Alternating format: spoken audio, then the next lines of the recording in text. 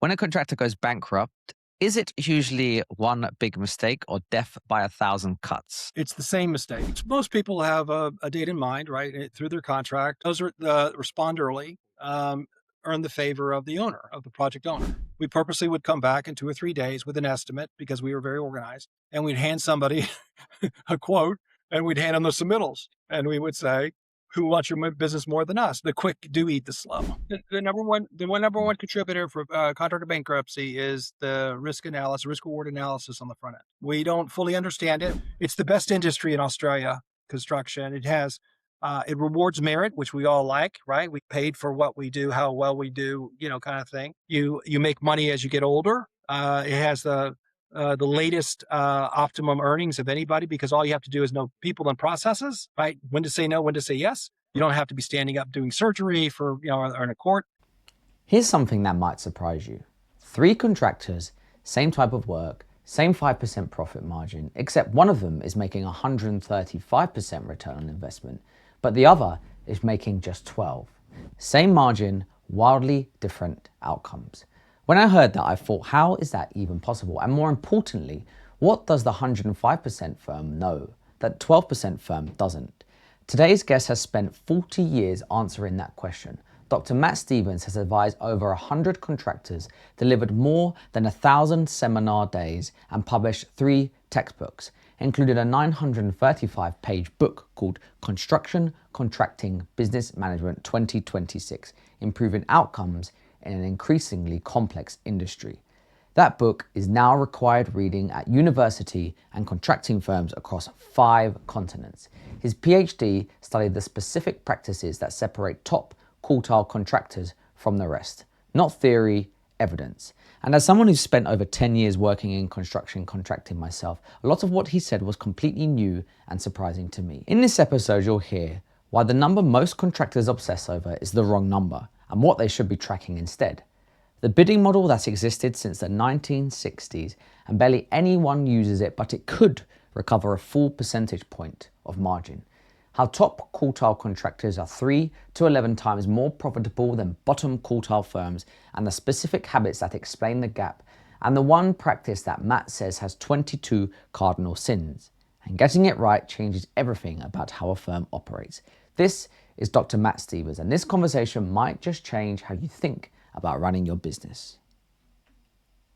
Okay, Matt Stevens, thank you very much for joining us today. Right, we're going to have an interesting discussion about what separates construction firms from those who survive versus those who do not. And a lot of this is based around a book that you released, which we will include and get into, I'm sure, within this discussion. But before we get into that, I've got a few quick fire questions for you. Yes or no answers. And you can elaborate ever so slightly if you feel the need to. And then we will get into the main body of the conversation. Yeah. Okay, fine. So true or false, the biggest contractors are usually the most profitable. False. Can a contractor consistently grow at 2 to 3% net margin without eventually going under? Yes. Hmm. Is construction genuinely harder to innovate than other industries, or is that an excuse? No, it's not hard to innovate. Should a contractor have a formal technology roadmap? Yes. When a contractor goes bankrupt, is it usually one big mistake or death by a thousand cuts? It's the same mistake.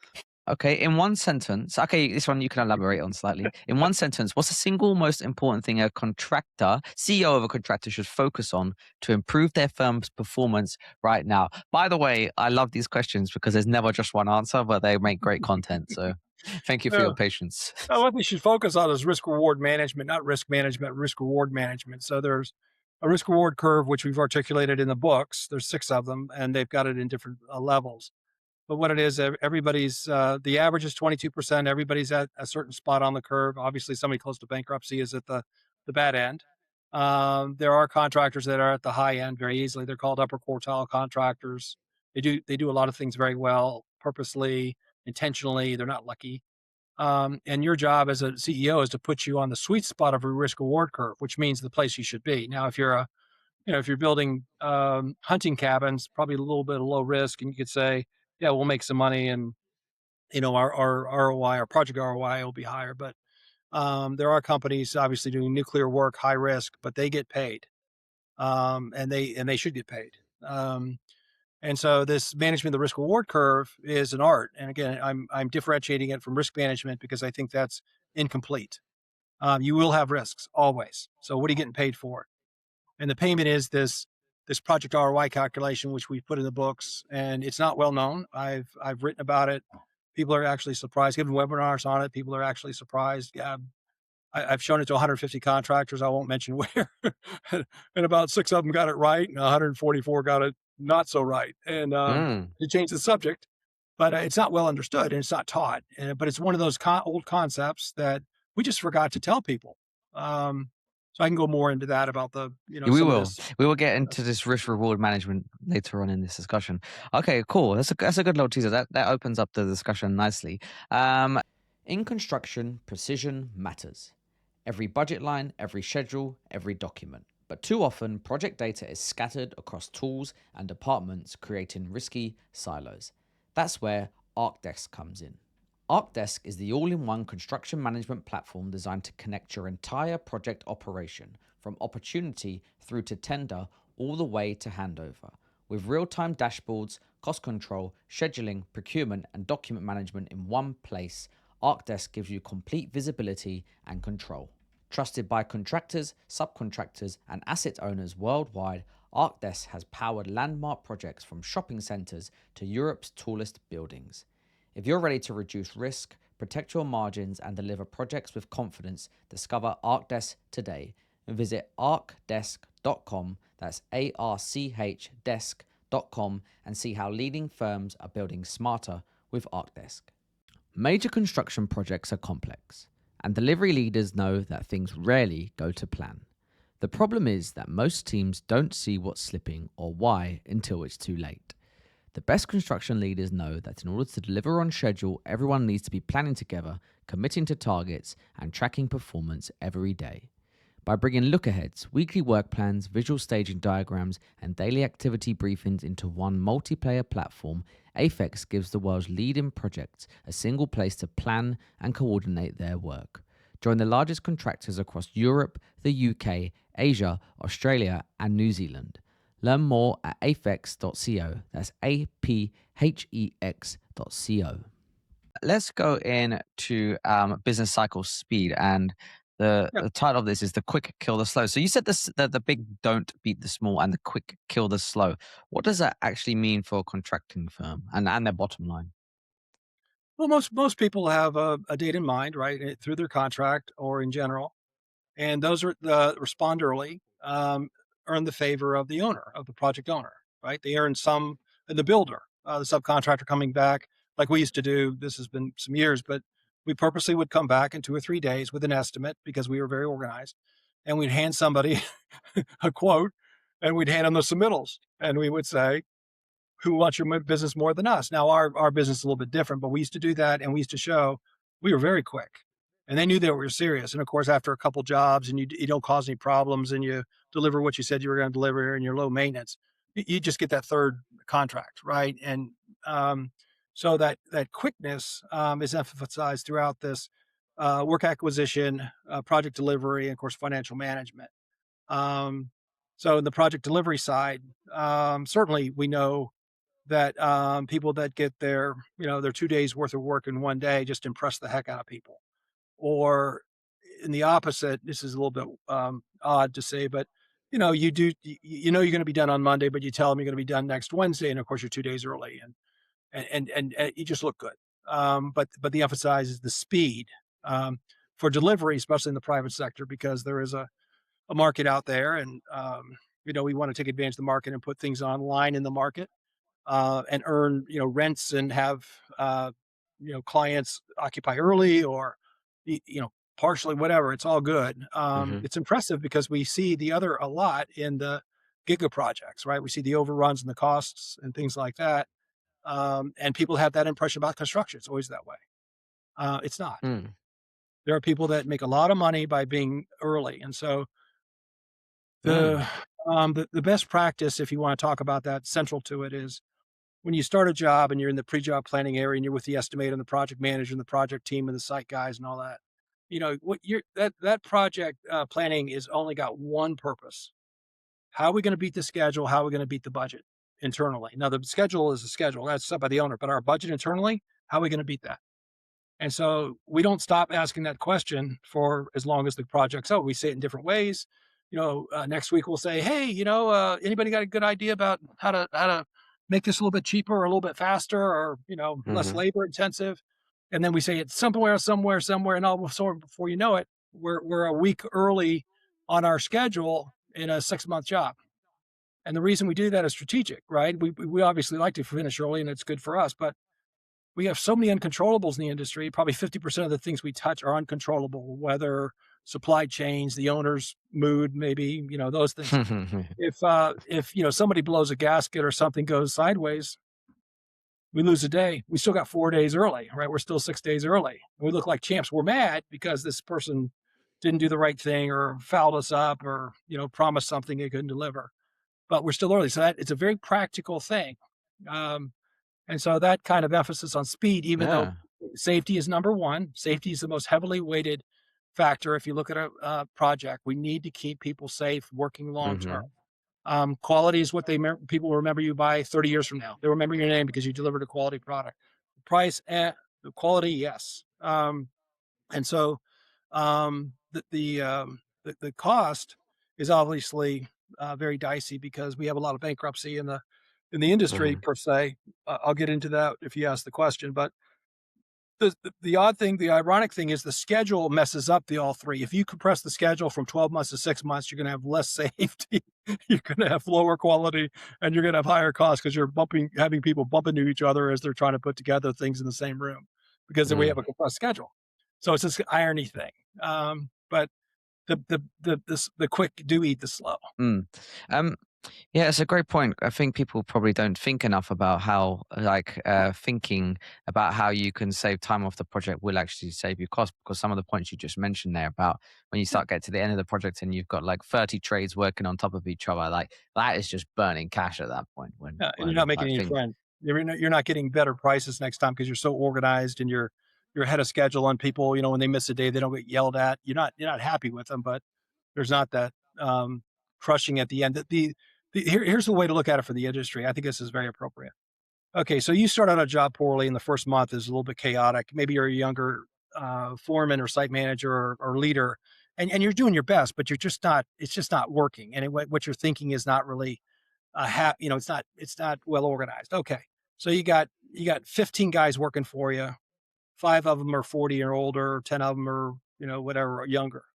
Okay, those 5 guys are the danger of saying, "You know what? I'm going to go over to that job over there because I know how thing is going to end. It's going to end with a lot of screaming, yelling, Hmm. overtime, weekends, guilt trips, Hmm. holding my check or doing something or saying something nasty to me. And I'm 40. I've heard it all. I've been threatened by everybody. So they abandon. So if you start out obviously very well in the first month, right? With the better plan to cut time, and to manage the budget better, but the time is really what the older guy, the craftsman looks like. He's less like, oh, that's a well organized job. This is going to be smooth. This is nice. Everything. When I show up to the job site, I have 8 hours worth of material in front of me, and I'm not looking. And I'll have, things unexplained to me, and it's good. And so that older guy will stay with that job because he has his grandkids, and he has his partner, or she has her partner, and they say this is a good job. There's some other jobs I would never go on because of their chaos. Hmm. I don't make any more money by having chaos. They don't pay me combat pay, right? So just, you know, but there's a job down the street and I Yeah. know the guys, yeah, let's do that. And they do that. It's not, Yeah. there's no, there's Yeah. let me tell you something that I think is going to be throughout our conversation. There's a very specific, dictum or corollary, that we've asserted, in my books. And I haven't heard this before, but the construction MBA was published in 2012, and this is where I really first said this. My PhD was on best practices and productivity, and I'm still talking about it because it's still topical and always be topical, I think. But a best practice, a good idea that is practical for the industry or for the contractor, right? That is a practice that has multiple positive ripple effects, right? The older guy Mm. stays there with his great craft skill and he calms down the young guys And you know why? You know why I keep a calm and coordinated job? Because boy, what a benefit that my job just got easier. Forget about all the stuff I had to do before the job started to get it all online.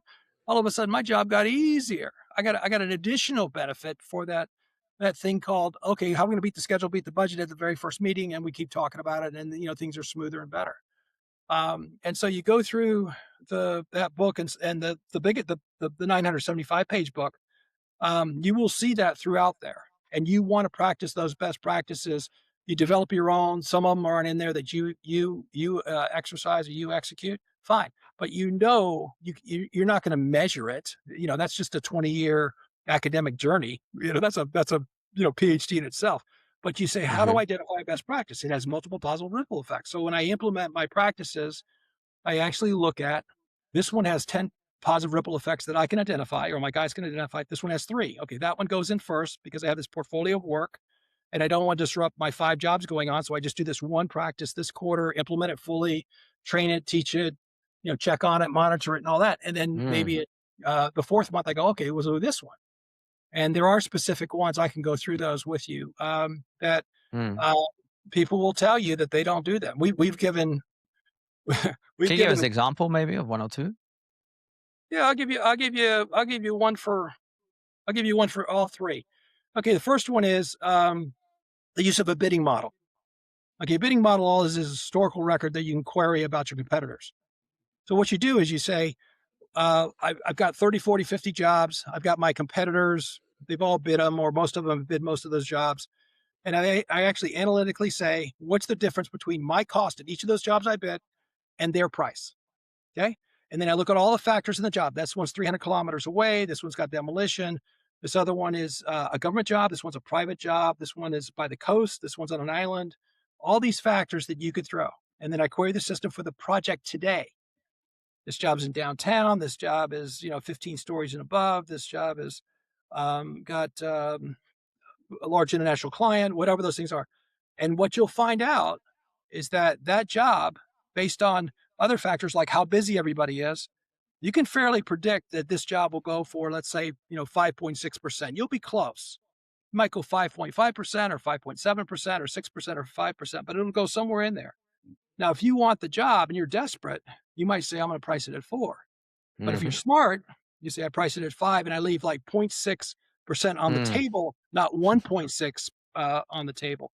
Sorry, Matt, one Yeah, point just to add to this, like, yeah, for how important this point is. I can tell you as a trained professional quantity surveyor and, like, I've worked as that role before, Bricks and Bytes for 12, 13 years. I had never heard of this before. yeah, As I was actively pricing projects to win projects, bidding on projects, everything that needed to go into the final bid. Having the final say and looking over things and going like, oh, gut feel, maybe, like, maybe it's right. We probably won't win it at this, but we'll put it in anyway. Like, yeah, having those, but I never had come across this best practice of this yeah. bidding model, as you mentioned. So, Yeah, it was developed by a guy named Marvin Gates, not Bill's brother, but Marvin Gates, and he got his master's, his PhD on it. I've studied it thoroughly. It's been taught. It's just one of those things that you say that makes sense to me, right? Forget mm, about the academic stuff and what do you use and all. It works. And again, if you're in a 4% business, you can pick up 1%. 70% of all lost time on the job site is due to material logistics. So the best whoa. practice is we actually have a job laydown plan for the life of the job. So differently, if it's an 18-month job, we have 18 site plans up on the wall in paper because that's the way tradespeople look and think and all that. And the first month is showing where the Rio goes and where the formwork goes and the excavator and okay, that's all laid out, right? And so that's pretty simple. But you get the second, third, fourth, fifth month. You can do it in different increments. Every 2 weeks. But you have a place for everything. Now, there's 2 benefits to that immediately. One is that you don't have your subcontractors fighting with each other because they fight for territory, right? I Hmm. need all this space. No, you don't. I do. I need all this. Blah, blah, blah. And the second thing is you don't have anybody wandering around for an hour trying to look for something they can't find because it's over there, right? Because when the truck shows up, a lot of people say, "Oh, just put it over there," right? And we don't tell anybody, and we're in a hurry, and we understand why. Well, when that's all laid out, then we have better material logistics, and we have a flow plan, things like that. And it's not done. And again, it's something that the subcontractors would say you are an organized builder. because you got us organized, and we know that plumber's a knucklehead. You keep us from fighting with him, and you keep him from being a knucklehead with our material or our space, right? And I like plumbers. I'll pick on the electricians next, and I'll pick on the concreters next. But no, we just have that dynamic on a job site, and the main thing is the main thing, which is getting the work put in place, and everything else is um, outside of that. And the Cool. third one is a project return on investment calculation for the job. And this is how we assess the job at the very, very beginning and say, based on the owner's history, based on the job characteristics, we price it all out. And we say, because of the pay history, things we can predict this, we'll get paid every 45 days or 47 days. And we know what our costs are, right? And we can just roll it out and say, out of these three jobs, this one's got the highest ROI. Now, you may not believe this, but this is true. And again, this is in the books, is that we show you an example where there's three jobs that are 5%, 5.00% profit. One of them has 135% ROI. One of them has 12% ROI. One of them has a 47% ROI. Ah, you got to explain that. Yeah. And the variations are kind of unnoticeable, where people say, well, I didn't know that had great an effect. Well, just like you and I in a stock market, I mean, 135% is like, where is that stock, or how can I get that? I don't, 12%. That's no. And so, the reason for it is the definition of investment. The definition of investment by a construction firm, which is a service business. Does not own fixed assets. Most don't. The yellow iron guys do because they move dirt and they do some other things. Mhm. There are some other contract, but most of the contractors are service businesses, and they have very Mhm. low fixed assets, very high variable assets, what we call current assets, right? And so the amount of money you put into the job at the beginning and the amount of money you continue to put in the job, that's a deficit to the owner's payments. So, the first 30, 40 days, obviously you're putting a lot of money in there unpaid because you haven't been paid yet for the first, right? So that number might be $100,000. And so let's say throughout that project, it's $100,000, right? The average is 100,000. Then it goes to zero, and then it comes back up, and it goes to zero. And so the average is $100,000. Well, if So you're at any one time, you're 30 to 40, you're 30 to 40 days unpaid of $100,000. Yeah. Yeah, let's just say that, the important number is not the 30 or 40, it's the $100,000 or Mhm. $82,000, or we predict it'll be a $50,000 net investment every month, to make the Mhm. job go, because we're not, we're Mhm. not getting prepaid like an industrial Mhm. contractor, right? We're not getting a $2 million start. And so, so if your profit, for a, 1 year job, it's very easy, right? Would be, as I say, it's $50,000, then you got a 50% ROI. Very simple, right? And Mhm. where it gets a little bit complicated, and this is where, people of your caliber that have a high math aptitude and are very organized and really identify cost accurately, they start talking about rented equipment and owned equipment. Okay, we start talking about, contract labor and piece rate labor, and some the amenities and all that, and we work it all out. And there are 22 items in my calculator, for a project ROI. And Mhm. you can actually, but now think of this. If you're in 1 year, go from a 12% ROI on all your projects to 135% ROI on your projects. I mean, obviously you're a lot farther away from bankruptcy at 135%. You got a cleaner financial statement, right? You could almost eat off of it. So clean, right? The bank likes you a lot. You have less debt, right? You have more cash if you want to keep it in the company or you want to pay it to yourself. And it is the answer because the projects account for 100% of the revenue, right? 90% of the cost and 80% of the risk. That's why that project ROI calculation, and it's not being done. And we say, Mm. you start having people say the main thing is the project ROI. That's all I got to do. That's my main purpose as a estimator, is the main purpose as a office manager, site guy, whoever. That's what I'm focused on. We got to maximize project ROI. Then you've got, the one measure rule, right? Which means everybody is talking the same way, thinking the same way. Obviously, Mhm. ethically, legally, morally, right? Can we talk about this risk reward sweet spot then? Yep. Okay, yeah, walk us through what is it? Where do most contractors go wrong with their positioning? Well, I mean, we have a standard business, risk reward, line that we all have been taught very young, that, for every ounce of risk, we get an ounce of reward. And, if you're buying from government, their bonds, you're going to not make a lot of money. But if you're buying, some radioactive something or other. You're not going to pay much for it, and it could be something very. You would say, well, it's worth the $10,000 to get the $2 million, right? You would say, Yeah. I'll take the risk, right? So that's a very linear relationship. In the risk reward curve for construction, it's unique. It is that the more risk I take out of the business, the higher the reward, and that's why it's risk reward management. Because if I start, if let me give you I can give you a bunch of different examples, but let's say we have a choice between two owners, and one of them is sophisticated and appreciates quality, and one of them Hmm. is bottom line oriented in the price.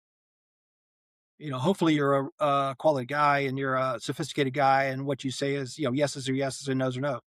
You obviously lessened your risk with dealing with somebody who appreciates your value and your ethics and your whatever. And yeah, it costs an extra $100, and I'm not complaining about it because I got to live in this thing for 40 years, right? So I need to have the I need to have the ace. I need to have the ace of buildings, or the ace of it's my own personal house. Don't worry, different set of subcontractors if I'm a builder, right? I got the really good subcontractors. Hmm. And so just a very simple way to say I took risk out of it because I chose a different client. Now, I'll give you some absurd ones, right? So I've had somebody, a good guy, but he started doing very large jobs because he felt that that was the future. And his sweet spot was $300,000. I personally know this guy, I like him a lot. He started doing $10 million schools. Man, that's a different ball of yarn, and all the government things like that. His risk went up and his reward went down. He was on the phone. He was talking to lawyers. He was doing this, and these, the people involved are very tough. He's just not built for it. So he just increased his risk and lowered his reward. So if he went back to he did go back to his $300,000, shop fit outs or whatever he's doing. It was very small work, and he's happy. He's healthy. He goes home every night. But Mm. you got to really watch that. You can't read the front page of the newspaper and say that's the job I want to build when you've never built it before. You're just increasing your risk and not getting a reward. So Hmm. I have a client now that is really a craftsman. So we've positioned him as Mr. Fix It, basically. He takes jobs in trouble and then turns them around. And he gets paid for it. Because when somebody's Mm. got a job going backwards and upside down, and they know he can really organize it and talk to people face to face and say, hey, calm down. This is what we're going to do tomorrow. Just that's all we're going to focus on. He calms everybody down and the job turns around. Well, he gets paid for that. His risk is lower because anything he does that's positive is not risky. The owner's going to love him. And then he gets paid well. But again, the Mm. ROI component is really what I emphasize. So we do want to work in the local town that we grew up in. We want to deal with clients we're used to dealing with, and we want to build projects that we've done a few hundred times or a few dozen times, right? We just know how to build restaurants. We know what they want. We know when they have a funny look on their face. Oh, I got to ask them a question now. We got that kind of sophistication about that very narrow area that we're good at. And people get outside of that, they get outside their sweet spot, and they slide down that reward to where the risk reward line actually goes flat eventually because you run out of money. It goes below the zero line, right? No, you're not making any money, you're losing money, and it goes flat because you're bankrupt because you don't have any more money to give them, right? Mm. So the Yeah. highest ROI is about 140% I've seen, and it's actually real. And you go, Ah. smart guy. Yeah. Just on this risk reward one, obviously we're in a bit of an interesting time in the geopolitically with tariffs and Mhm. main passageway closures due to wars in Middle East, which is Yeah, inevitably going to cause, which is a huge risk, in fact, to construction companies because yeah, they're relying on materials from these parts of the world, pricing, etc. Contractors are often signing up to contracts whereby they're fixing a price, or they can't foresee uh, these things happening. Some could claim it would fall under force majeure, but then you have to probably claim that, prove that it was actually force majeure in front of a court, which I don't think anyone wants to go down. So, how could you plot this on the risk reward chart if you can at all? you can only for the small jobs, and you can say the risk is less than small jobs will never go away.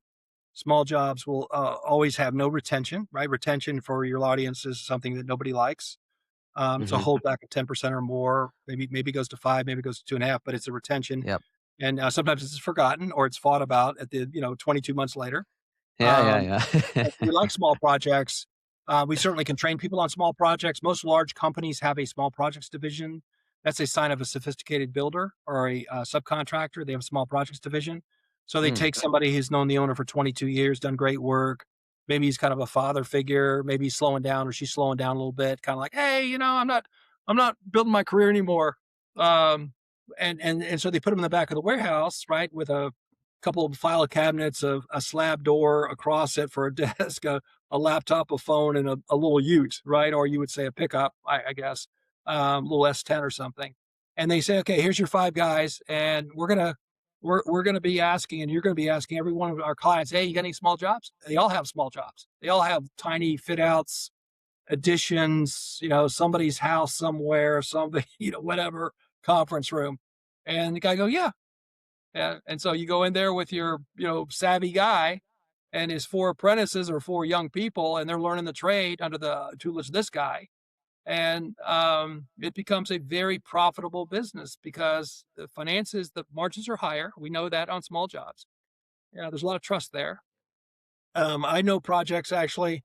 One in I don't want to get into too much detail here, but there was a group in a eastern city in the United States that their biggest problem was the small projects division kept getting asked to do the big projects for the client. The client loved them. Like, can you do this Yeah. $4 million building for us, please? And the guy goes, no, we do $500,000 fit outs because the guy was so good. Yeah. Um, Yeah. and so Mhm. that's a small projects division or small projects in general get you down that curve. So you go to small projects, you don't like it because it's not as much fun and interesting and ambitious, but it pays the bills, and you can keep your promise to your employees that you'll keep them employed or look after them, or because we have the highest layoff rate of all the industries, Mm. because of this, right? We want to compress the schedule. We spike the resource curve drastically. It's very thin, very tall versus, okay, let's take 24 months and let's smooth it out, right? Mhm. So small projects never go away. And you can, there's all sorts of ways to make sure they dovetail, right? And you don't have this problem. This is the problem with medium sized and large projects that go like this. They're Mhm. available. Somebody wins it. 4 guys are upset, unhappy, Mhm. and then here's another job 2 weeks later. There's another job 3 months later. That's, big size. It's very, very, it's a Goldilocks thing. It's too hot, too cold. Mm. And How something about that, in terms like contractors blowing up? It's like obviously, like you just mentioned. Well, I don't think you quite mentioned it, but you touched on the point of the fact that there is a huge the industry, like it's high turnover of contractors. Lots of people going insolvent very regularly because of the no, they don't. up No, and no, that's not true. I'm sorry. I said the go for it. labor force gets laid off a lot. The labor force gets laid off a lot. In Australia, and I'm not going to speak for the UK, and you guys can correct me, but in Australia since 2000, it's been either this, which is increase, or it's been flat In or terms gone of up. Number of insolvencies. contractors. When you have a little salt Mm. economy, the guy with 15 guys is now a 5-person firm, still trying to take the next job, but it's still in business. And Yeah, so it did increase around the COVID time. I think in the UK, then it slightly dropped, and now it's going back up again. nope, we're at 500,000 now. We're at 500,000 construction organizations now. And Mm. there's some reasons for that, but basically, it's an easier business to get into. You can be really, really, really nichey, right? Really, like, I only do low voltage, security systems and high rises, and be really good at it. Have all your tools and your setup, and make a business out of it, make a living out of it. And it's very hard to take a 3-person firm and run them out of the business. They're just Mm, too mhm. flexible. They're just too nimble. People like them personally. They don't. They like that PM, but they really like that owner, and they know if they give them a job, it makes them happy. Like, really, the baby needs shoes. Yeah. Yeah, yeah, yeah. Like, Yeah, I yeah. feel good today, I gave him a job. So, I guess um, the big point here is that we have a business that, its dynamics are, I think, misunderstood, in my opinion. But Mm. we have a business like in 2007 and 8 where everybody says, "Oh, contractors are getting killed." No, they're not. They're still in business. I was in Chicago and I asked the local associations there. I was there, doing something, and I said, "Hey, how many members do you lose?" They said, "None, zero. They just got smaller." I just laughed. I said, "That's exactly right. It's a variable cost business. We're not tied to a big asset, like an airplane. If we don't get 400 bums in the seats, we're bankrupt. Well, we don't have a fixed asset. We got, rented office or somebody's house, or maybe it's a bought office, but we very rarely are tied down by our run rate, right? Our burn rate. We have to make so much money every month to pay the bills, right? Mm, That's a very mm, small number. mm, mm, Number one contributor for contractor bankruptcy is the risk reward analysis on the front end. mm, We're bidding a job with a client. We don't fully understand it. We think we understand it, and they probably do. And there's other factors like you know uh, the law change or something, but the majority of the bankruptcies are caused by taking on work that's not perfectly aligned with the territory that you're used to working in, the clients you're used to working in, and no repeat clients, obviously not a new guy, not a, and then obviously the type of work, right? So you've got to be very true to that because the margins are 5%, and you just can't be learning on the job a new kind of project. A restaurant guy does not do hospitals, and a hospital guy would just never get a restaurant job. It's a different business. Both are mhm. cool, both are fun and interesting, and bragging rights. But you just got to be very, very, because everybody else is like that. That's why we have 500,000 or construction organizations, because everybody's gone into a niche and says, I don't need 15 guys to make a living. I need 3 guys to make a living, and they make a good living. They still wear the tools, and they, kind of work out of their back pocket, but you can't get that guy out of the business. He's just not. Yeah, He's not moving. He's yeah, good, and yeah, if he doesn't have to, if he gets paid half of what he's used to getting paid today, that's okay. I'll figure it out. I'll make sure yeah, my yeah, guys yeah. keep my obligation to the guys. I need those guys, but there's a real entrepreneurship. There's a real grit there. There's a real rugged individualism, which is an American term, I think. Mhm. That contractors have, and it's admirable. Cool. Okay, Matt. So if there were only five numbers that a contracting business could track, what would they be? Project return on investment, something I call practice compliance or practice adherence. Mhm. I would definitely look at my human resource profile of my people, and I can get into that in a little bit of detail. I'll show you. I'll tell you exactly what that means. Let's see, two more probably my percentage of lessons learned at the end of a job. Usually it's like 10% because that was a really, really bad job, and the owner's insisting we review the whole thing for the whole day. We need to review every job, and we have to have, and that practice compliance probably is the same thing. But I mean, sitting down for half a day and saying, okay, what went right? What do we need to continue doing? What do we need to start doing? What do we need to stop doing? And what we need to never do, right? And so when you go through that list, you say, gosh, there's one for each, and that one never do. Yeah, that's a good lesson. I wrote that down. I'm not gonna. And then probably the last one is really a evaluation of the company. What is it worth? Now that's an important thing, because eventually you get old and you get tired, and the 4 Ds, right? Death, disease, divorce, disability, right? You're 50 years old, something happens of those four, and you want to get rid of that company, right? You want to get off the personal guarantee with the banks and the suppliers. And so that valuation of the company, what is it worth on the open market? And that's a direct function of a company that works on its own. It's semi-independent of the owner. The owner doesn't have a job, he has a business. And so that valuation of what the company would be worth in the market and in the way is very, very comforting and important to have. You can't have zero. It can't be zero because you have a job then. Let's see, Mm. it's $5 million valuation, and you do it in a certain way, and maybe you pay somebody, maybe you just kind of wing it a little bit, but you say, this company has some value. Um, that that is you've got to think those terms. That's that 30-year look ahead, saying, okay, I'm not really focused on that, but I need to make sure I'm honest about that. Do I have a job or do I have a business? Mm. Does this place run on its own with me showing up once in a while? When I go on vacation, I don't get a phone call every day, right? That's a very important number, whatever that Mhm. valuation is. Again, it's more than zero. Mhm, mhm. Out of these, or even in any others, there's plenty of metrics to track. Is there a common one where you have seen most companies have like a blind spot that they're just not Uh, thinking about they Post job should be? review. Post Post job job review review. would be the obvious one, because it just, you have an opportunity every time you close a job, right? And then the big one, the one where you have valuation of the company, nobody thinks about that until it's important. Um, and again, they have some crisis or it's just some want. Maybe they're a yacht guy and they want to go buy their yacht and they can't do it. So Mm, mm. uh, Does it ever make sense, Matt, in your experience, to cut price to maintain volume? Like, Yep. is this a good strategic idea? Yeah. Yeah. So Yeah. like when you're bidding, you might look at it to say, look, we need to Yeah. maintain an order book, but we're Yeah. willing to slash our margin here in order to do so. Yeah. Yeah, well, there's a specific strategy. There's two things. One is that if you look at the largest companies that are publicly held, and this is well documented, and you have a decrease in backlog, your stock price will fall because the people that buy that stock, and I would be somebody who would buy something like Shape in Australia or something like that. If they have a falling order book, I'm not buying more of that stock because that means they're going to start laying people off, or they're going to start.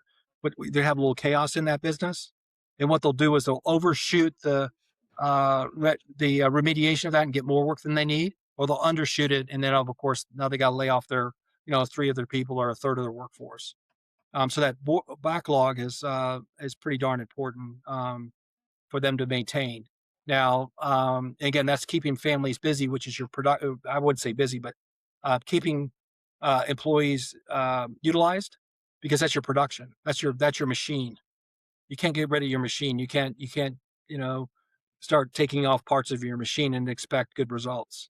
So the way to do that, obviously, is you sit there and you look at jobs, pretty strategically, and it's all hands on deck. But more importantly, is you overbid the market. So overbidding the Hmm. market is, let's say there's 5 jobs every week, just like clockwork, right? And my habit is to bid 3 of those jobs because I have this estimating ability and I have the estimating capability. I'm saying, no, no, no, bid all 5. No, I'm going to bid 3. No, no, no. You're going to make money bidding 5 if you overbid them, meaning you bid all 5 and you raise your margin by 1%. Because when people come back to you, right, they're going to say, okay, can you talk to me? And, maybe you're worth it. Maybe you're worth it. They don't say anything, but you're not, you have the ability to say, no, I can't cut my price if you have too much work, right? Or you have work Hmm. at the level. Said differently, most of your projects, and contractors in this podcast will agree with this, is that when they get a job, they say, what did we miss? What did we forget?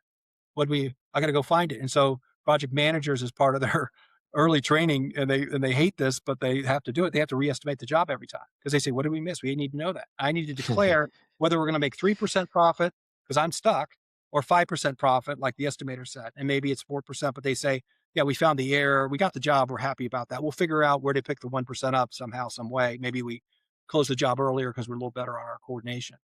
But Hmm. you want to overbid the market and bid everything you can at a higher margin and then let it come back to you. Keep your 15 people employed. Long term, you want to have the same group working for you. Why? Because they get more efficient with time. You don't want to have, 3 guys that you don't know come to you and be leaving in 3 months. That's not good for morale. It's not good for efficiency. It's just good for volume, Hmm. right? So you want to be very careful about that pipeline, and Hmm. and you never get it right. It's too hot, too cold. But you'll be adding a guy, taking away a guy if you have to, but it'll be minor changes, and you'll say, "Go, that's pretty darn good." Little bit of disruption, but not a lot. Mm. Mm. Okay, nice. On this metric point in the introduction, quickfire asked you if a contractor could consistently grow at 2 to 3% net Yeah, margin without going under. Can you yeah, elaborate? You said yeah. yes. He or she is just going to save 6 months worth of payroll that they plan to hire. So let's say we're going to hire another estimator at $115,000. Okay, what's that? Let's see, that's 70,000, 65, $62,000. I'm going to have set aside. I've taken a year to add that to my thing. I'm very slow, right? And I've had to do a lot of things with my cash flow. And this guy didn't pay me, and I had to, right? And so I get my $62,000 in there. I hire the guy. Okay, now I'm a bigger company with more capability. And I've taken some risk out because if something, he's not the right guy, she's not the right person, then I make a change, but I didn't get close to zero. I didn't get close to a negative number in my finance sheet or my profit and loss sheet. So it's a saving exercise first, and then a hiring exercise to expand. Very nice. Very succinctly and well put.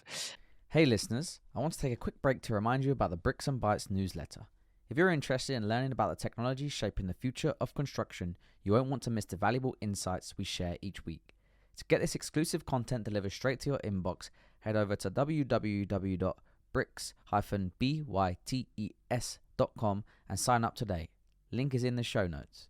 Back to the show.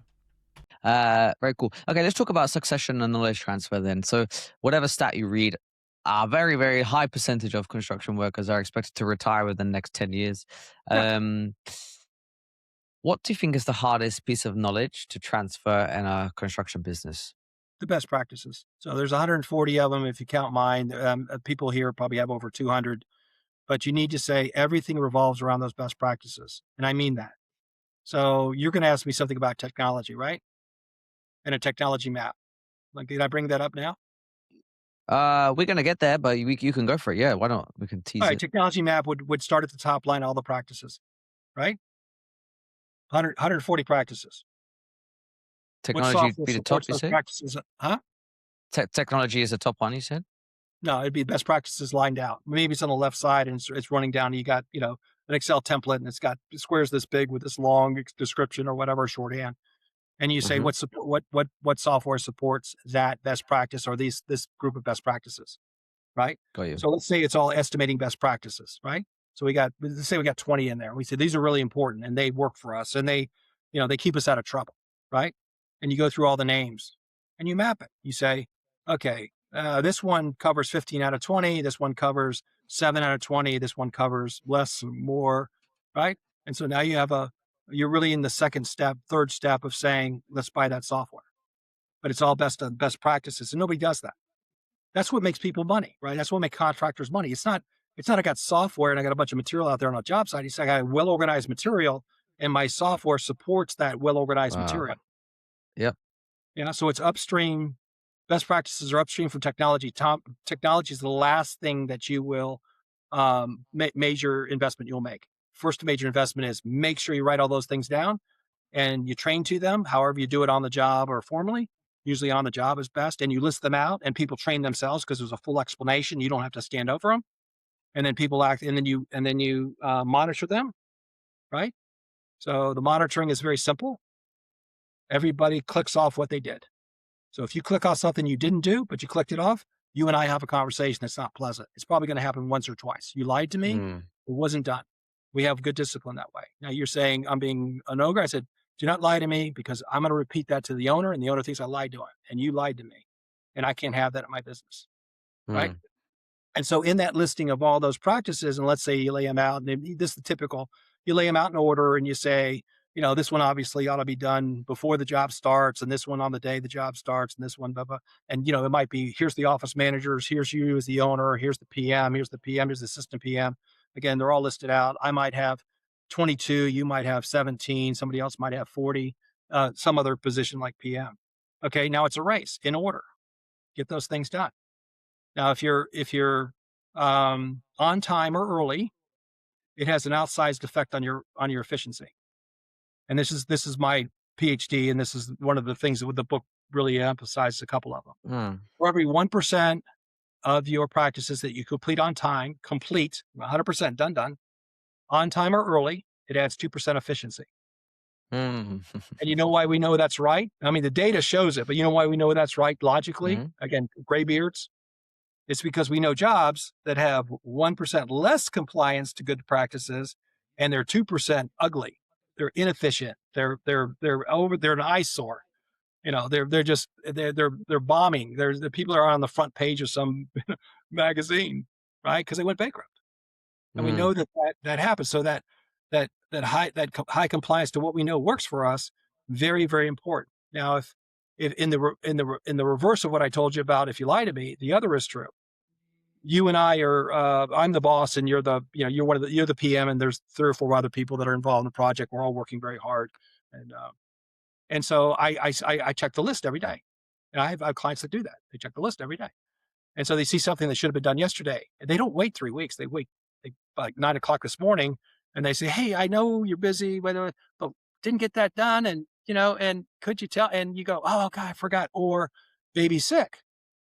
Okay, let me take care of it. You take care of the baby. Go home right now. Let's make sure that goes. I'll take care of it, right? Or Mhm.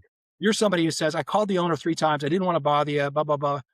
And the owner says, I'll call. Don't worry. You did your job. You called him 3 times. You were very polite. You didn't want to ruin the relationship and say, I need the color selections. I need the access to the piece of property next to it that you have access to, that for my Mhm. staging. You Mhm. haven't given it to me yet. All right, I'll call him as the owner. That's very healthy. Again, I'm not waiting 3 weeks because you're afraid to tell me and you don't want to sound like a whiner. Construction people do not whine. There's no crying in construction, right? So they'll sit there and say, I've been talking to, I'm on it, boss. Don't worry. Well, let me talk to him. I can talk to him and he'll drive it over. He'll drive the key over to me, or I'll go over there and sit in his office. But this is a very dynamic system. And it actually is why the top quartile contractors are anywhere from 300 to 1100% better, 3 times to 11 times better in their financial results than the bottom quartile contractors. And that's through the banking data. That's very believable data. It's been around since 1914. Very consistent. We think of construction contractors as whatever we think of them. My challenge to people when they say something nasty is to say, who are you talking about? You talking about the lower quartile? Obviously, because I'll tell them. So the upper quartile guys don't have that problem. They don't. But they don't tell you they're upper quartile. They don't tell you how they do things because they don't want anybody to know. I need to ask you what they do, but let's quickly on this knowledge transfer. I've got some stuff I need to loop back to at the end, Yep. which I'm getting there. On this knowledge transfer, what just like are there best practices people should do to like ensure that knowledge just doesn't like once the 50, 60-year-old Yeah, PM, foreman, whatever leaves, yeah, sudden like there's a yeah. void, right? That knowledge disappears and there's lost money, there's lost Mhm. knowledge, etc. What should people do to prevent No, this? And I'll tell you what I've done, and there's variations of this, and everybody's going to find their modified way of doing this. But I have actually sold a lot of consulting over the years by sitting down with small teams on specific practices like meeting management, which is a, a really rich one for improvement, and said, okay, let's actually map out 11 metrics or 11 instructions. What's the compelling business reason for this? What's the definition of this? Right? Who's primarily responsible for it? Go through it. What's the intended result? What's the form needed? When's the date due? Right? How do we know? What are the steps? Obviously, a lot of steps. Right? You would say there's a lot of things that people don't do that should do in meetings. Um, and so we go through that whole thing and we map it out. And so what's interesting, this is very dynamic, is that you do this, let's say you do this over typically 6 months to a year, right? And I'm sitting in a room with a big screen up there and they're saying meeting management. We go, okay. And I start writing it out because I know half of what they're going to say anyway, right? Meetings are for transfer of information and making sure that we see each other face to face to confirm, all things about in all respects, right? Because the guy's nervous and he's saying something. I go, well, let me ask you a little bit more about that. So we have all this definition stuff. So I'm right in there writing it, right? So let's say that's the first meeting. Well, that goes in the book. Okay, the second meeting, I come back and I circulate that first, couple days of work around the company, right? Everybody sees it, right? And the second time I'm there, I do the same thing with the first week and the second time I'm there. And let's say there's 10 practices or 5 practices total. And then the next time I'm there, there's like 15 practices in there, right? And next time I'm there, well, it's circulating every single time, and people are seeing that we're sincere and we're actually writing things down they say. Like it's not the boss saying, "Well, let me edit that. Let me put that down." They'll give the red flag once in a while when they say, this guy does a terrible job, but it's really a healthy thing. And so by the 6th time you're there, I can testify to this. You got some friends. Because the field guys say, this guy's all right. He's writing everything down we have, and he's circulating exactly what we said. And he's telling us right now that won't work. Or he's telling us right now, here's some software that might help. Or here's let me send you this form and see if this form helps that process. Whatever I've got, I just give it to him. Right. And so about the 8th or 9th month, when you actually complete the book, man, it's like, this is a different place. And you wouldn't believe the things that people get excited about. Like the meeting management thing, of course, is, you're not going to detract from somebody's reputation because you're mad at them. Like they're outside the meeting and you're saying, that guy, that's what's going on as a cardinal sin. And it's specifically in there. So how many cardinal sins do you think are committed in meeting management? Just for fun. Oh yeah. Oh, I like. Right, Yeah, I right? could guess. How many go for? 22 is the record. It's the most cardinal sins of anything in construction I've ever run across. Wow. We let people Run interrupt. better meetings. 20 in meetings, we have 22 cardinal sins that people have articulated in one company. And this is a company that's a construction firm. I mean, these are real guys, and they're very colorful group, but very hardworking. They do well. Yeah. So, Wow. but they're very pointed, and I'm back at them all the time. I'm back at them, so they kind of get the deal, and we're still good friends. But the point is that you actually be very instructive. You get lots of buy-in. Again, the field guys love it. Like walking the job. You know how complicated walking the job is? Apparently very complicated because it's not done very well. Like walking and checking mail covers and looking at the Oh God. hospital and I have been digging through through it. so many of those meetings, and I feel like most of them was a complete waste of time. But yeah. Right. But in this company, they say we're going to do this, and if you don't do this, we can yell at you or something. They do something, right? Because it's really part of a process here, and you will do this. We insist upon high compliance, which they do. I think their compliance is like 91%. So their profitability is very high. I promise you, hmm I've seen the numbers, is very, very high because hmm they just do things and people just love them. They just, we'd be done by Tuesday. They're done on Monday, you know, they just like that. hmm So there's other companies like this, all sorts of stories to tell you, but it's very strange that somebody sitting there with some industry knowledge can sit there and run people through and actually this book becomes their thing to edit in the future. I leave, right? And it's their deal. And it becomes the hub because now we transfer the top line of all those, the title of all those practices over here to something electronic and say, you got the ball on that one. I got the ball on this one. You got the ball on this one. She's got the ball on that one. And then it's get her done. We got a job today. Get her done. And people are, and so at the end of the day, like I said, multiple positive ripple effects. If you're in that company, hmm your project or your job review at the end of the year, it's pretty straightforward. Your compliance is hmm 60%, which is the average in the industry. Eh, you know, your Increase it. compliance is 91%. We like you. We don't know you. We like you. You're a little weird, but Yeah. we like you because you do your job, right? And so I'll tell you this real quickly. This has been my experience. This is a general statement, but it's true. I think a lot of people will relate to this. So you implement the system, and it's there's some accountability, and so you have the young guy or the really quiet guy doing a great job, and everybody's shocked. Who is that guy? You know, and he's just some young or she's some young person that's kind of like not very social, like, does the, reads books or whatever, just kind of, but they're really good at their job, like really good. Like every time he gets something, it's perfect and it's early. And then there's hmm some guy, and I hate to say it like this, but let's say he's very jovial, like Santa Claus, and everybody likes him, but he's always behind. That guy usually quits. This guy usually gets promoted, and everybody's very happy, right? Because he was a Yep. troublemaker indirectly, even though he's pleasant about it.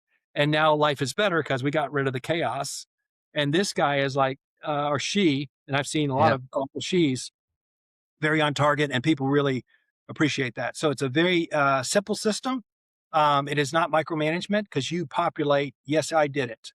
And you know exactly what to do. And you want to know how to do it. Young people want to know how to do a good job. Like, how do I get promoted around here? Do your job. hmm What do you mean by hmm that? Well, you see that list? Do that as well and as fast as you can. Okay, so if I work till 2 o'clock in the morning, or on the weekend, right? I do my job and I feel good about it because I'm way ahead. This job is in its first week, and I got 3 weeks of stuff done, and it's done. hmm It's complete. hmm So that's what the top quartile contractors do in all sorts of different ways. But it basically comes down to we're not telling you what the practices are. We hand them to you in writing, and then we're having a conversation about it's not done. Why is it not done? We're not killing you about it, but definitely compliance to practice makes the whole thing work quicker. Yeah, you're very nice. You answered the question I was going to ask about what these upper core top contractors do, but it's following high compliance rates on the best practices. Yeah. Simply put, Yeah. Well, very cool. the answer your question real quickly, the other thing about high quartile contracts, again, this very high in the banking data. If you look it up, you'll see it. I think I've got some posts on LinkedIn, which you've probably seen. You see these numbers. They are learning organizations, and I mean that not in a flowery way. Mm, Here's what they do. They usually have one of the three top executives that's really a teacher at heart. He is a contractor, but he's always telling you, hey, what about this? What about, he's kind of excited and he's teaching you and he likes young people and all that, or she likes young people and all that.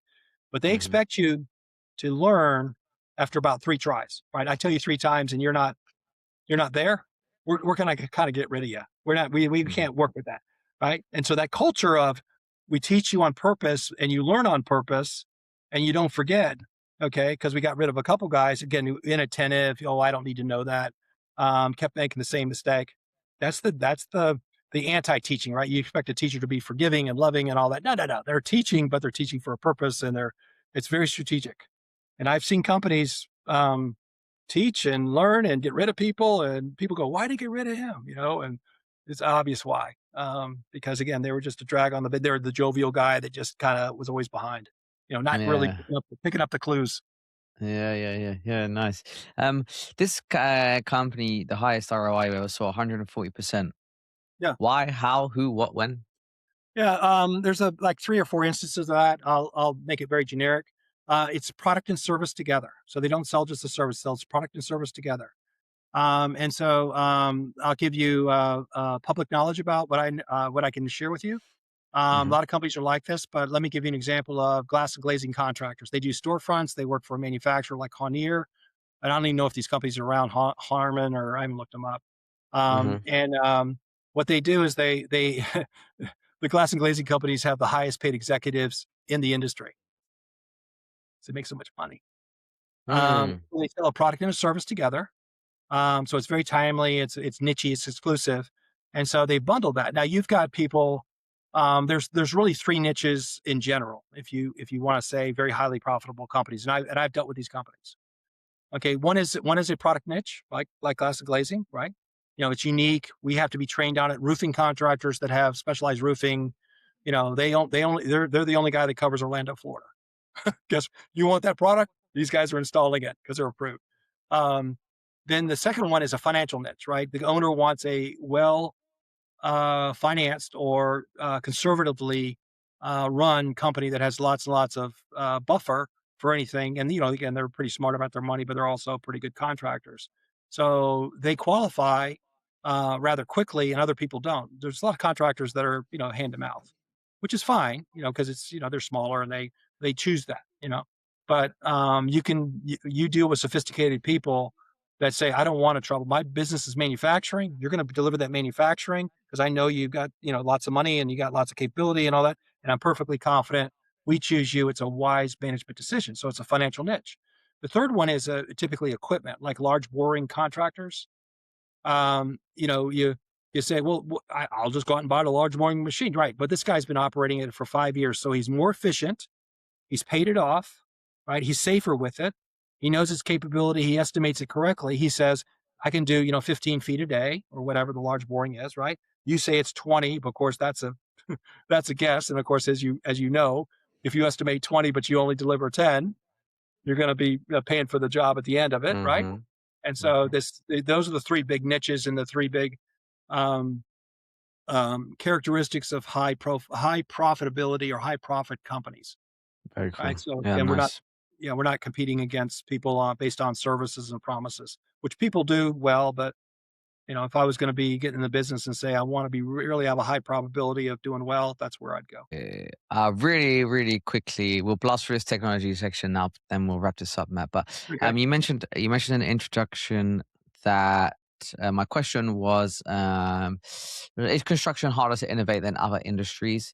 And you said no. No, you take the 4 goods producing industries, right? You take construction, manufacturing, mining, oil and gas, agriculture, forest, and fishing. We are number 2 out of 4 when it comes to IP to revenue. So our percentage is, the second highest of the 4, right? Hmm. So you figure manufacturing, they'd have lots and lots of innovation, lots of IP. Not so fast. What about mining, oil and gas? It's the lowest. Has the lowest innovation, IP to revenue, right? And then agriculture has the highest because of biotech and some other things, right? Hmm. So we're doing pretty good. So what we do is we talk about our industry critically ourselves. We're self-critical, and it's sad, but nobody runs the numbers. Nobody makes the statement. Nobody um, looks at it and says, what is going on here? Well, let me really find out. Let the data tell me. If the data is responsibly collected, I can tell you something. I can give you a starting point. And so second out of 4, Yeah, I think I, IP to revenue means like people building technology and then selling it. no, they're actually creating something that has a measurable legal intellectual property right, includes Hmm. software. And Okay. so our industry produces a very high amount, second out of then because we I look see. past things like drones. We look past things like eyebrows outside of a building when you're building on a high story. Some of the software is included in there. A lot of software innovation. We've got 3 times as much software as we had in 2010 in our industry, in our built environment. 3 times. It's incredible. Um, and so this innovation thing has been hot and heavy. But what everybody looks at is, okay, we still build it on the ground. Yeah, I'm sorry, we can't fight gravity, right? But if you look at the complexity of the design from 2000 to 2026, you say been a lot of innovation. We got better energy plants. We got better window systems, security systems. Obviously, sustainable materials more often. I mean, those are innovations. No, they're not. Yes, they are. They are innovations. They are a break from the previous products, and they are a new product. And so, well, that Hmm. doesn't matter. Well, no, wait a second. You can't have it both ways. That's how, and there's a value there that's been placed on by the Australian Bureau of Statistics, and I'm sure the UK has its, in the United States. They're all saying the same thing. Construction is very innovative. It's Mm. just we look at our subcontractor neighbor and say he's dirty all the time, and I really take offense to that. Our builder friend, he's a carpenter. Give me a break. Are you kidding me? You're gonna play classist on that? I thought that was something that the whatever. I'm not gonna pick it on any country, but no, we don't play class in construction. We say these guys are really smart, right? And they're innovative. And part of this, I mean, you just look at causes. We have twice as many, not twice as many, but we have 40% more contractors competing with each other than we did 15 years ago. We got a lot more competition. Well, people innovate when there's heat, right? Mm. So the numbers show it. The conditions of the industry show it. I'm writing an article right now that's because we have this productivity, production, all this stuff. People say, "Oh, construction is not very productive." Well, it is what it is, right? It's 17% more productive in 30 years. Okay, let's say that's correct. It's not exactly correct because there's some problems with the measurement system. And I mean, significant problems. However, the question I ask in the article I'm writing is, are contractors working smarter? Yes. And I go Yeah. through 10 statistics. I say they work smarter, they work smarter, they work smarter. The IP shows it, right? The bankruptcy actually percentage has gotten less. If you take all the companies that are in existence and all the bankrupt companies, it's a smaller percentage now. Hmm. Everybody goes, oh, it's 2,600 guys went bankrupt last year. Yeah. Yeah. Yeah. Yeah. One builder went bankrupt, five subs went. What is that? That's one bankruptcy. No, it's six. No, it's one. Right? But the percentage of people going bankrupt out of the total is Darwinian. It's not even Darwinian. It's half a percent. It's 1%. I mean, you go out here and you say how many ducks get eaten by a predator? More than 1%, I guarantee you. Mm. Right? Seriously. And so people they don't parse the numbers, they don't look at the numbers. And I mean that. And I'm not speaking about any one group, but I'm saying we got some people that don't start with first principles, which is what does the responsibly collected data say to start the discussion? I'm not saying what the answer is. I'm Yeah. saying Yeah. you're saying Baseline. things that are factually incorrect. Hmm. Contractors this, contractors that. You think you're kind of painted by your prejudice against contractors who are dirty and dangerous and cuss a little bit, and you know, it's not the same as a soldier, but they got an excuse to cuss once in a while, right? You know, Hmm. they got an excuse to say, "Man, I am tired and I don't want to hear it." And you're offended? I'm understanding. I'm saying, yeah, it's a tough day, isn't it? Yeah. Yep. Nice. Okay, Matt, last question. I didn't intend to ask this, but I think that because it's just such a prevalent topic right now, AI taking it away. Like, how are you sort of thinking about and viewing AI in what you do? Um, yeah, Yeah. in your profession. Well, we're giving a webinar. It's our fourth one on AI in construction contracting next week for a large organization here in Australia. We have a lot of fun with it. We are a Genic AI user. We have apps out there. I can run you through a couple things we've done. Very Hmm. interesting things. Hmm. But what we have is a solution looking for a problem, right? Because agentic AI is how you code actual applications, and you can do it to the point where, and I've done it where the application actually shows up on your phone, and I did the work, right? And it's my, you know, a little bit of struggle over many months, and a little bit of expense, but it's there and it's provable. We have the only publicly disclosed forecasting method for housing construction costs in Australia. We predict it every month. What is the 12-month forecast of inflation or cost change for housing construction cost in Australia? We're the only ones to do it. Western Sydney, and myself and John Smolders. And we say that because we figured it out. In the academic world, I'll be a little controversial here just for viewership. We have gone from a culture of the paper that I produce and publish is the product. That's the old way. Now it's the paper that I publish is the thinking process I went through to produce the product, right? Which is ultimately useful and valuable. So you put out a predictor to a country that has about 2 million well, actually a lot more than that. Let's say 5 million property owners, of which some are investors and some are, looking to build and all that. You're making a lot of friends. People know who Western Sydney is down here because we actually furnish them with this very accurate, very well laid out. We explain it. There's 8 factors. Here's the 8 factors. And they actually go up and they're highly correlated. The F factor is 15 if you're into statistics. We've been publishing it for a year. But we worked our tail off. We made sure we did all the work academically, and then we out and tested it. And we've done a bunch of other things with it. Another one is a lean construction simulation game. Very complicated, but we've produced it. We go to testing on, actually we go to public viewing and public work with select family next Monday. And it is the complete apples, actually soup to nuts on lean. You go through the last planner and you go through the constraint management, go through all the crazy things that people know about. And you actually teach an undergraduate, and eventually we'll get it more sophisticated where we do more with it internationally. But that's been another product we've used with AI, again, a solution looking for a problem. We have one that, I'll tell you one that's really interesting to me, really interesting. We actually went through this. It took us 3 years to figure this one out. So he said, what makes the best employee from the owners or the employer's perspective in construction, right? We're not talking about career success. We don't care about that.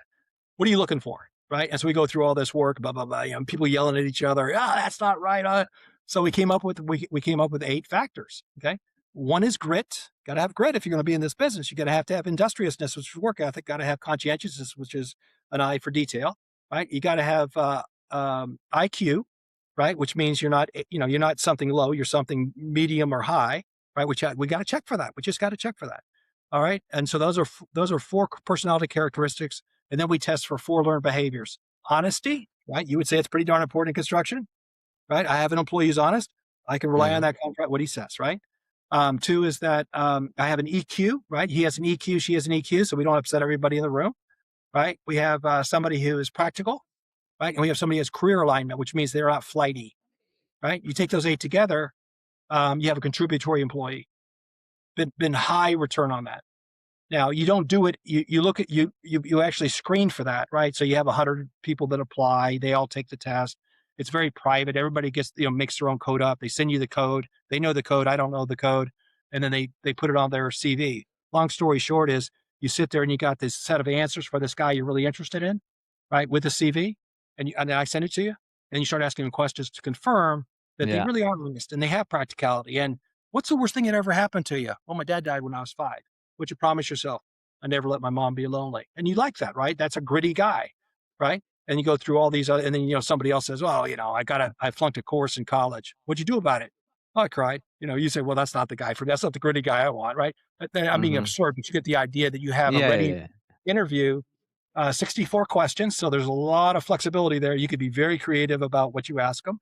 And so we're really finding there's a high alignment with what contractors want and contributors or good employees, contributing employees. Again, they're gonna be. I pay this guy so much, but he makes me more than what he costs me. Right? He's really, she's been a good return. Right? Good. It's been a good relationship. Right? I pay them and they do great work, and I'm glad I hired them. You certainly don't want the other kind, which we've all had. Came as a friend of a friend, a referral. Couldn't kind of figure stuff out, a little slow about this, a little mad about that. Okay. We want to screen for that. And we want to have really, really good employees. And so that's something that we created. And it's the first in the world. The lean thing. We're really excited about it. Yeah, very cool. Yeah, that sounds fascinating. Okay. Any closing thoughts on AI on the impact of the industry and generally? as a general thought? Let me go through a couple things here. Let me start with a basic study. We did this. I wrote 2 papers about it. I didn't get any pushback on it. Nobody's ever taken issue with it, but we've actually surveyed the industry and said, what's the difference between the value of the best practices that we list? And we listed 10. We only listed 10. We went through a survey and we talked about, we anonymously survey, which is better. So everybody kind of told us what they really thought. And then we say, what's the software support for those best practices? And the average was about 44%. Support, negative, it was lacking 44% support for the value. So something was rated a 4 and something was supported a 2 on a scale of 1 to 5. So you got this high value and it's not in the software. Okay. That has been quite a conversation to have, right? Because you're saying software makes me smarter, better, faster. Yeah, but its potential is not being realized. Yeah. We've had software for 30 years. Why haven't we, stamped out whatever, right? What haven't we completely eliminated? Well, have we reduced it? In some ways we can say, no, it's actually gotten worse. Well, software's supposed to, be the answer to that. No, it's not, because it's not supporting the practice. And so contractors are very frustrated by that. And so if you're buying software, you're actually interviewing, like I said, with your technology map, you're interviewing the salesman saying, here's all my best practices. Tell me which ones you support fully, right? And you make them, and then you don't have the sales pitch. You say, okay, this is a very simple process, because you know the software, right? But on the AI thing, one of the things that's very evident is that it doesn't make you taller, better looking. It doesn't solve, cancer or yet. It has its potential in gaps that aren't covered yet. And so we've said, how do you get to know an employee faster? And we say, we have a way to do that. Okay. We know that's a gap because we don't, first impressions are terrible. Everybody has a bias. There are women in the world that are perfect for construction, but they've never taken a test on 8 factors that really make you better than average, right? Because they're gritty and they're smart and practical and you'd be great. You just don't know it. And then the housing construction cost forecast, things like that. So that's been helpful. I would say probably in closing that AI is not it's not the bad monster that we all think it is, and it's not the greatest help in the world. The problem has been that people have been overwhelmed by its potential and really have been just admiring it rather than saying, okay, let me take one problem and let me fix that problem. And if I can do that, then I go to another problem. And my professional life is more meaningful. I can say that about myself. My professional life is more meaningful because I kind of think that's a good starting point. That'll help. That'll help, like that. And it's through conversation with people that are 75 and 80 years old that I know that tell me this stuff, right? Like, oh, what about this? What about that? Seriously. And they tell you some remarkable things, even though they were born in 1920 or whatever. Like, I didn't know that. And so then you take that and you put it toward AI about applying it now. And so there's a lot there, but I think everybody's confused by the marketing. There's a very specific agentic AI software I use. I'm not going to disclose it here. It is the best at it, what it does. And if you don't know what it is, well, you just haven't done your research. Yeah. And I've been very pleased with the totality of it. And people haven't, the stuff that I produce has been really interesting. And people have found value in those things because this agentic AI makes me a one-man programmer. I don't have to have a guy from wherever and, phone calls and emails. No, just do it myself. Very cool.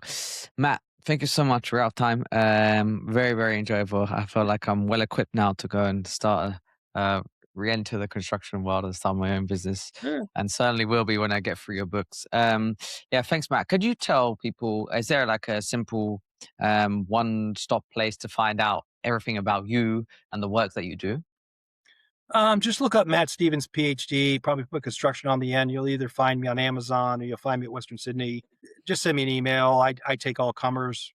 If you want to ask a question, I'll respond. If I'm 66, I'm not building my career. I'm just enjoying the ride. I'm having really cool relationships with people they're just fun. And I do like a good question, right? And that makes me, I don't want to have Groundhog Day. I want to have somebody say, I don't believe that. I go, well, let me see if I can explain it. And then I explain it and they don't really understand. So let me give you another way to look at it. And then eventually maybe they understand, but it's fun. It's like, you got a room full of students and they don't ask a question. You say, gosh, It's just too hard. I'm just Yeah, outputting yeah. myself to my own voice, you know?